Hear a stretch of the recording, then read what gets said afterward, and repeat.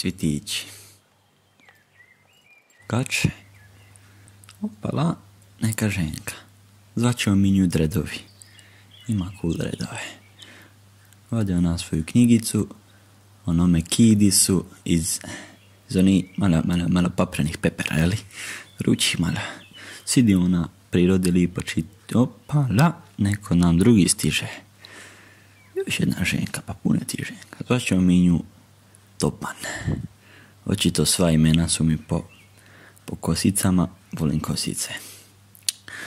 Ovo u sredini ne oporačam ni malo, pozorni se na ovu prvu. Da mi prostite, jebe se njoj. Sidi ova čita, ova čeka nek opala, pa treći lik.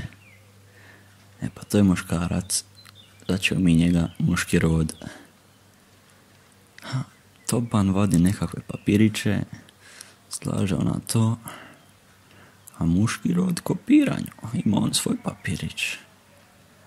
Neki origami bacaju, Dredovi je malo zbunjena, a nije dalje nije briga, ona nastavlja čitati svoje peperiće.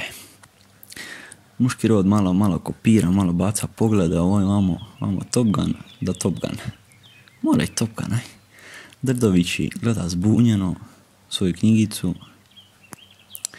Muški rod dalje malo baca poglede na ovaj brodić, što vamo radi, Top Gun. Što? Nešto iza, opala. Pa, baca on svoj brodić njoj. Sad su to nekakve porukice, ili on samo želi da na njemu lipo napravi brodić, da se on ne mora ništa zamarati, jer muško je. On bi prošališ, jebe se njemu. Pardon. Gleda, Dredovi je to skužila, ali on misli da je Dredovi glupi, ali Dredovi nisu glupi.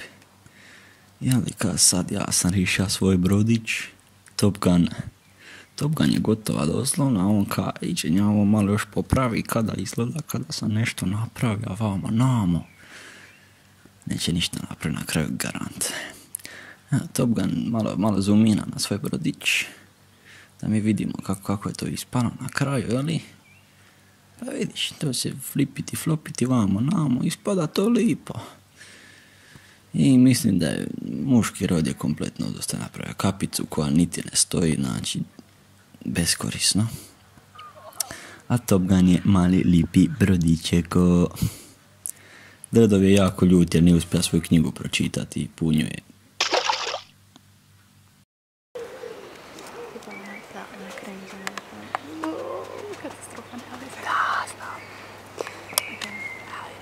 Pripadaj samo.